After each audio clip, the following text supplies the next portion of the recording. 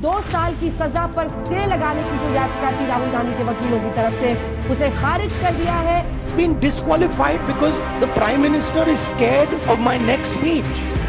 He's scared of the next speech that is going to come on Adani. Rahul Gandhi को बहुत बड़ा झटका लग गया है। इस वक्त की बड़ी खबर आपको बता दें, गुजरात हाईकोर्ट से राहुल गांधी को राहत नहीं मिली है।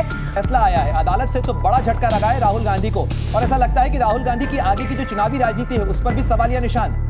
अदानी जी ने बीजेपी को पिछले 20 साल में कितने पैसे दिए हैं? जितना दबा सकते हो दबाओ, लेकिन राहुल गांधी ना डरने वाले हैं ना दबने वाले हैं। ये देखिए रिश्ता,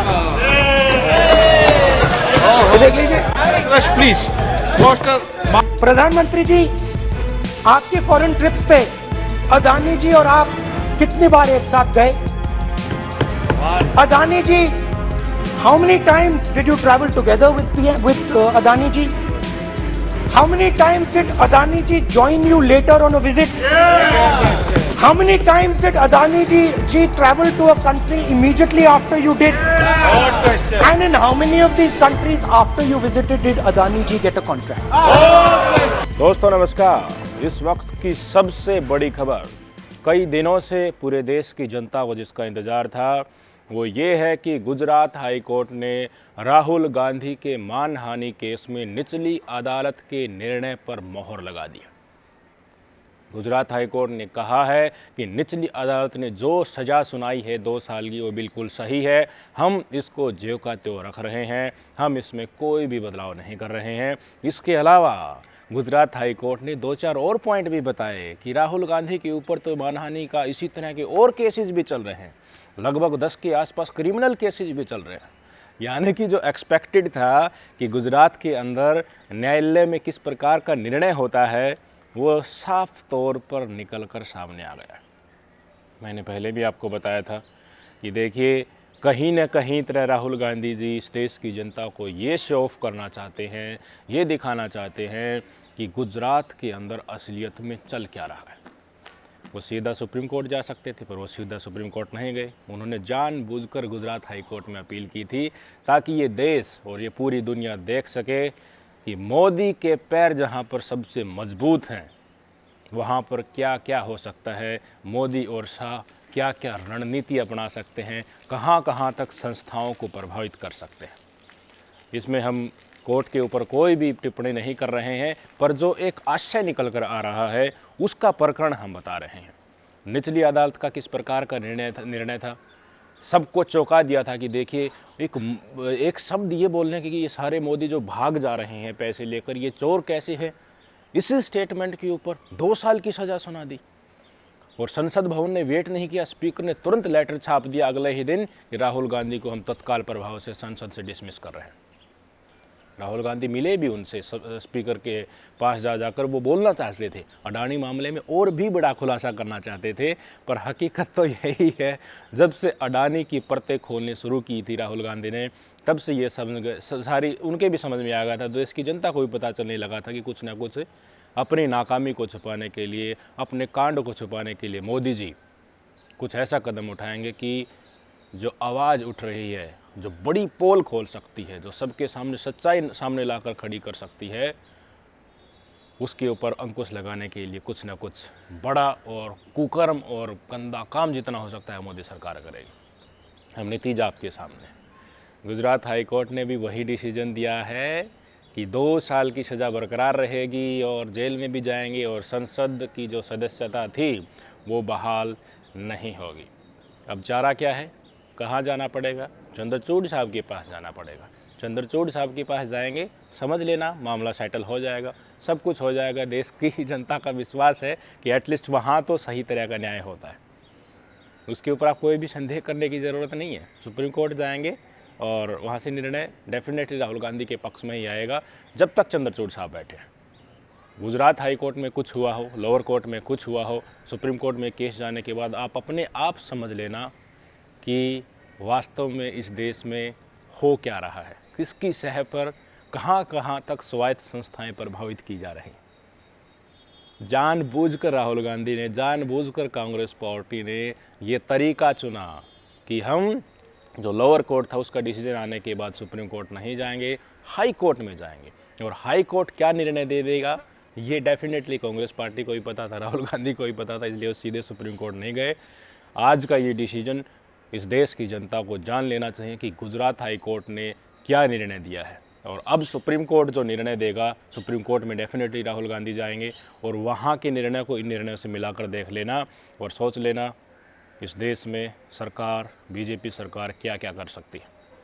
2-4 दिन पहले जो मोदी जी मध्य प्रदेश में खूब छाती पीट रहे थे कि सारे भ्रष्टाचारियों को जेल भेजने की, उनके ऊपर कार्रवाई करने की मेरी गारंटी है, उनकी वो गारंटी 2-3 दिन में ही ख़त्म होगी। एनसीपी के जितने भी भ्रष्टाचारी थे उन सबको बीजेपी में मिला लिया। कांग्रेस के कितने भ्रष्टाचारी थे, बड़े बड़े चेहरे, वो सारे के सारे बीजेपी में मिला लिए। आज के दिन आलम ये हो चुका है कि सबसे ज़्यादा भ्रष्ट आदमी भारतीय जनता पार्टी में, और घोटालों की जिस दिन और दूसरी सरकार केंद्र में पलटेगी उस दिन आपको पता चलेगा कितने बड़े बड़े घोटाले हो रहे हैं। अभी जो अमेरिका होके आए थे ना मोदी जी, एक कंपनी के साथ, माइक्रोन के साथ जो डील की थी, उसमें एक, मैं कह रहा हूँ, बड़ा घोटाला टाइप का सिस्टम सामने आया है कि उसमें 70% तक तो भारत सरकार पैसे लगाएगी और कंपनी की ओनरशिप अमेरिका की जो कंपनी उसी के हाथ में रहेगी। सिर्फ थोड़ी बहुत गिनी चुनी नौकरियां देश को हाथ में लगेगी और अरबों रुपया भारत सरकार को उसमें डालना पड़ेगा, 70% फंड करना पड़ेगा। अमेरिकी यात्रा सिर्फ डंका बजवाने के लिए थी, भक्तों को खुश करने के लिए, ताकि भक्त अपने व्हाट्सएप ग्रुप में इस चीज़ को फैला सकें, एक माहौल बनाया जा सके 2024 के चुनाव के लिए कि देखिए हम तो मोदी जी के नेतृत्व में विश्व गुरु बन चुके हैं, मोदी जी ने देश का नाम कर दिया। पहले क्योंकि जो प्रधानमंत्री होते थे वो एक शब्द देख देख कर बोलते थे और मोदी जी ने अमेरिका में जो दहाड़ा है उससे विश्व में मोदी जी की इमेज सुधरी है।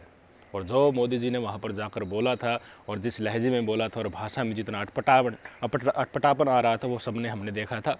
हकीकत अगर आप देखते होंगे, जो स्वतंत्र पत्रकार है उनसे आपको पता चल ही गया होगा।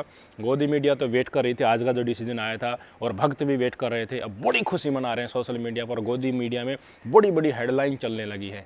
इसी गोदी मीडिया में जो मूत्रकांड जो मध्य प्रदेश में हुआ था उसके ऊपर इन्होंने उफ नहीं की थी, कोई खबर चलाने से भी ये डर रहे थे। यही गोदी media high court, Gujarat high court का डिसीजन आने के मात्र 1 मिनट बाद ब्रेकिंग खबर चलाने लगा कि राहुल गांधी की सज़ा बरकरार हो गई। बीजेपी सरकार 2024 का एक तरह से माहौल बनाना चाहती है, बड़े ही सुनियोजित तरीके से राहुल वर्सेस मोदी इस इलेक्शन को करना चाहती है, क्योंकि वो सोचते हैं ऐसा करने से उनको फ़ायदा होगा, क्योंकि राहुल गांधी के केस में अनिश्चितताएं हैं। सुप्रीम कोर्ट से डिसीजन आने में समय लग जाएगा, वास्तव में डिसीजन आता क्या है, तो तब तक सारे देश में किसी न किसी तरह वो चाहते हैं कि राहुल वर्सेस मोदी करके देश की जनता को मोदी की तरफ रिझाया जाए, क्योंकि राहुल गांधी की तो अनसर्टेनिटी है, वो पता है नहीं सांसद रहेंगे या नहीं रहेंगे। अगर और उनकी सज़ा सुप्रीम कोर्ट ने ये बरकरार रख दी तो उनको जेल भी हो जाएगी और वो 8 साल तक चुनाव भी नहीं लड़ पाएंगे। ये लोकसभा चुनाव क्या, वो तो अगले लोकसभा चुनाव भी नहीं लड़ पाएंगे। तो इस तरह की अनसर्टेनिटी दिखाकर वोट बैंक को अपनी तरफ ही रिझाना चाहते हैं, ये उनकी सोच है। मोदी सरकार की सोच ये भी है कि तुम विपक्षी पार्टियां जितने भी हैं, तुम्हारी सरकार वहाँ नहीं है, वहाँ की सरकार को तोड़ दो, पैसों में तोड़ दो या फिर कोई पद का लोभ लालच देकर तोड़ दो। पर इनको पता नहीं समझ क्यों नहीं आ रहा है कि असल ताकत तो इस देश की जनता में ही है। आप जनता से कब तक धोखा करोगे? आज मोदी जी से ज़्यादा पॉपुलर इस देश की जनता में राहुल गांधी हो चुके हैं। गुजरात हाई कोर्ट ने जो निर्णय दिया है इससे राहुल गांधी और बलशाली होकर निकलेंगे, लोगों के दिल में और जगह बनेगी। भारत देश एक ऐसा देश है जिसमें सहानुभूति के साथ एक लहर जन्म लेती है और वो लहर चुनाव आते आते सुनामी बन जाती है, जो बड़ी से बड़ी तानाशाही ताकत को भी उखाड़ फेंकने में सक्षम है। यही ताकत, यही लहर धीरे धीरे राहुल गांधी के साथ खड़ी हो रही है और मूर्ख भारतीय जनता पार्टी की संघी सोच ये सोचते हैं कि हम विधायकों को तोड़ लेते हैं, वे अपोजिट पार्टी को ईडी के नाम से उनको धोष डराकर अपने अंदर ले आते हैं। पर असल ताकत तो जनता के पास ही है। भारत जोड़ो यात्रा के बाद राहुल गांधी इस देश की जनता के मन में बस गए हैं। वो कभी ट्रक में चढ़ जाते हैं, कभी मुखर्जी नगर में स्टूडेंट्स के बीच में बैठ जाते हैं, कभी बाइक वाले के पास चले जाते हैं और मोदी जी बख्तरबंद गाड़ी में आगे एलईडी लगाकर कैमरा के साथ सारे दिन चकाचौंध में घूमते रहते हैं, झूठ बोलते रहते हैं। हर काम जो भी करते हैं, चाहे वंदे भारत की झंडी दिखाने हो या रोज़गार के लिए पत्थर बांटने हो, सारे काम को इकट्ठा करके लाया जाता है, मोदी की हाथ से ही कराया जाता है। वित्त मंत्री है वो विदेश मंत्री का काम कर रहा है, विदेश मंत्री हो पता नहीं किस चीज़ का काम कर रहा है। एक नितिन गडकरी के अलावा इस कैबिनेट में मंत्रियों की सोच और उनके कार्य को परखोगे तो कुछ आपको नहीं मिलेगा। जिस दिन ये सरकार नहीं रहेगी उस दिन आपको पता भी चल जाएगा कि कितने बड़ी घोटालेबाज ये लोग। आरएसएस का 13-14 हज़ार करोड़ का दिल्ली में मुख्यालय बन रहा है कहाँ से आए वो पैसे? जगह जगह बीजेपी के कई हज़ार करोड़ के पैसे लगाकर दफ्तर खुल रहे हैं पूरे देश में। ये ऐसा नहीं कि कोई दूसरी जो अपोजिशन पार्टी है उनके दफ्तर नहीं, उन्होंने ऐसा पैसा नहीं लगाया होगा। पर जब भ्रष्टाचार पर आवाज़ उठाते हैं ना ये लोग कि हम हर भ्रष्टाचारी के ऊपर कार्रवाई की गारंटी, और उन्हीं को ही फिर अपनी पार्टी में ले आते हैं, तब ये तरह के सवाल उठते हैं। अब तस्वीर काफ़ी हद तक साफ हो गई है कि मैनेजर तो बन गए हैं मोदी जी वोट के लिए, सरकार के मैनेजर, पर असल जननायक राहुल गांधी बनते जा रहे हैं। इस देश की जनता के बीच समाहित होते जा रहे हैं। जो पप्पी छवि जो इस भारतीय जनता पार्टी ने करोड़ों और अरबों रुपए लगाकर बनाई थी, वो पप्पू छवि अब मोदी जी के चेहरे पर चिपकने लगी है। आरएसएस ने भी अपने मुख्य पत्र में लिख दिया है कि 2024 का चुनाव सिर्फ मोदी मैजिक के सहारे नहीं जीता जा सकता। अब क्या करना पड़ेगा इनको? जो मुस्लिम लोग हैं उनको बांटना पड़ेगा। इनके आप विचार सुनिएगा धीरे धीरे क्या कर रहे हैं। यूसीसी जो आ रहा है, यूनिफॉर्म सिविल कोड, उसको लेकर ये राजनीति करेंगे।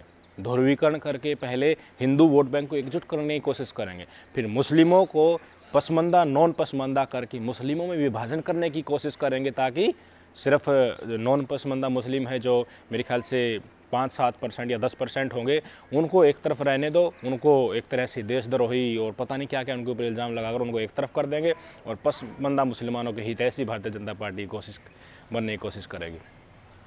क्योंकि बहुत ही क्लोज मार्जिन से कंपटीशन होने वाला है। जो अपोजिशन पार्टी इकट्ठा हो रही है वो अपोजिशन पार्टी का वोट बैंक अगर आप देखोगे 2019 का, तो मोदी सरकार बीजेपी की जो सरकार है उससे ज़्यादा है। अगर उनका गठबंधन एक सेटलमेंट तक पहुंच गया तो मोदी सरकार की तो नैया डूब जाएगी। ये हकीकत है। इसलिए तो क्या कर रहे हैं भारतीय जनता पार्टी के लोग, छोटे छोटे नेताओं से भी गठबंधन करने के लिए तैयार है। यूपी में जयंत चौधरी को देख लीजिए, चाहे एक सीट भी क्यों ना हो, उसके लिए भी हाथ जोड़कर गठबंधन करने के लिए 2024 के लिए भारतीय जनता पार्टी तैयार बैठी है। हर नीच काम अपनी संस्थाओं को प्रभावित करके ईडी इनकम टैक्स लगाकर भारतीय जनता पार्टी के लोग कर रहे हैं। सारी चीज़ों का एक ही निष्कर्ष निकलता है कि आपके पास ताकत है, ठीक है, आपके पास सारी संस्थाएं हैं, मीडिया है आपके पास, ठीक है, आप मनचाहा काम कर सकते हैं, किसी की सांसद सदस्यता भी छीन सकते हैं, लोगों के द्वारा, इस देश की जनता के द्वारा चुनी गई सरकार को भी गिरा सकते हैं और अपनी सरकार गलत तरीके से बना सकते हैं। पर जनता के मन से आप किसी को कैसे निकाल पाएंगे? जनता के मन में राहुल गांधी बैठ चुके हैं। ये लिख लेना चाहिए भारतीय जनता पार्टी को। और जिस दिन ये सहानुभूति वाली लहर सुनामी बनकर आएगी, मोदी शाह देश छोड़कर भाग जाएंगे। लिख लेना ये, और आगे आने वाला समय इस बात की गवाही भी देगा। आगे देखना होता है क्या। नमस्कार।